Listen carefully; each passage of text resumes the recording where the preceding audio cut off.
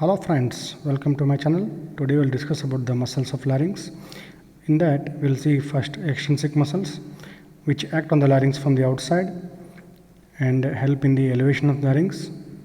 The suprahyoid muscles like digastric, stylohyoid, mylohyoid and geniohyoid, they elevate the larynx, and also the longitudinal muscles of the pharynx, stylopharyngeus, salpingopharyngeus and peltopharyngeus. And depressed of the larynx are infrahyoid muscles, sternohyoid, sternothyroid and omohyoid. And coming to the intrinsic muscles which act on the laryngeal cavity and different parts of the larynx. On the left side you can see the group of intrinsic muscle. On the right side you are seeing cricothyroid. It is the only external muscle amongst the intrinsic group of the laryngeal muscles. First, muscle controlling the laryngeal inlet are oblique arytenoid and R epicorticus muscle.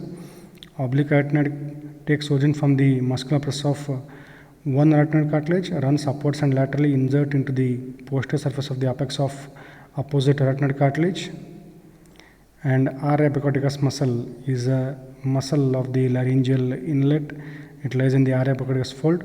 You can see this is oblique arytenoid, and these both control the laryngeal inlet. Now the muscle increasing the length and tension of vocal cords is cricothyroid, because it increases the distance between the angle of thyroid cartilage and the vocal press of arytenoid cartilage and result in the increasing the length and tension of the vocal cord, as it pulls the thyroid lamina downwards and forwards, as you can see in the right side diagram. So it has two sets of fibers, oblique and straight. Both fibers come from the outer surface of the anterior arch of the cricoid cartilage. Anterior fiber insert into the lower border of the thyroid lamina. Posterior fiber insert into lesser corner of the thyroid cartilage. And muscle decreasing the length and tension of vocal cord is thyroarytenoid muscle, because it pulls the arytenoid cartilage forwards, decreasing the length and tension of the vocal cords. So as the name suggests, it comes from the posterior surface of the thyroid lamina. The medial portion of the thyroarytenoid is called as vocalis muscle, which is also known as singer's muscle. Then it runs backwards and medially, inserting into the anterolateral surface of arytenoid cartilage. That is thyroarytenoid. Now coming to the muscles acting on the vocal cords or producing the movements of the vocal cords. So in the image you can see adduction and abduction. When vocal folds converge, it is called as adduction. When they diverge from each other, it is called as abduction. So this movement is very important in case of respiration and also phonation or voice production, you can say. Whenever the blast of expired air passes through the vocal folds, it produces the vibration and sound. Adductors of the vocal cords are lateral cricoarytenoid and transverse arytenoid. Transverse arytenoid is the only unpaired muscle of the larynx. Lateral cricoarytenoid, it pulls the muscular process anterolaterally, causing the convergence of the vocal folds there, producing the abduction. And transverse arytenoid, it comes from the posterior surface of one arytenoid cartilage and inserts into posterior surface of another arytenoid cartilage. You can see there, that is the posterior cricoarytenoid muscle, that is oblique arytenoid, this is posterior cricoarytenoid, and here is a lateral cricoarytenoid coming from the outer lip of the posterior part of the narrow anterior arch of cricoid cartilage, runs backwards and medially, inserts into the muscular process. So it pulls the muscular process anterolaterally. Coming to the abductor of the vocal cords, it is the only muscle, that is posterior cricoarytenoid, also known as life-saving muscle, because it pulls the muscular process posteromedially, diverging the vocal folds. You can see there it takes origin from the, you can appreciate here, the posterior cricoarytenoid muscle is taking the origin from the posterior surface of the broad lamina of cricoid cartilage on the other side of the median ridge.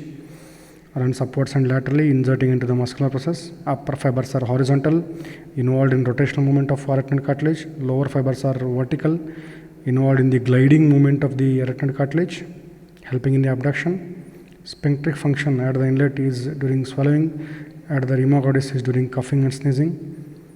Coming to the arterial supply, upper half of the laryngeal cavity is supplied by supralaryngeal artery, branch of superior thyroid artery. Lower half is by the inferior laryngeal artery, branch of inferior thyroid artery. Veins accompany the arteries. Lymphatic drainage is by the deep cervical lymph nodes. And coming to the sensory nerve supply, above the vocal cords, it is by the internal laryngeal nerve. You can see how it is entering to the foramina in the thyroid membrane. And it is a branch of supralaryngeal branch of the vagus nerve. And below the vocal folds is by the recurrent laryngeal nerve. Coming to the muscular supply, all the intrinsic muscles except cricothyroid are supplied by recurrent laryngeal nerve. Cricothyroid lies outside and it is supplied by the external laryngeal nerve.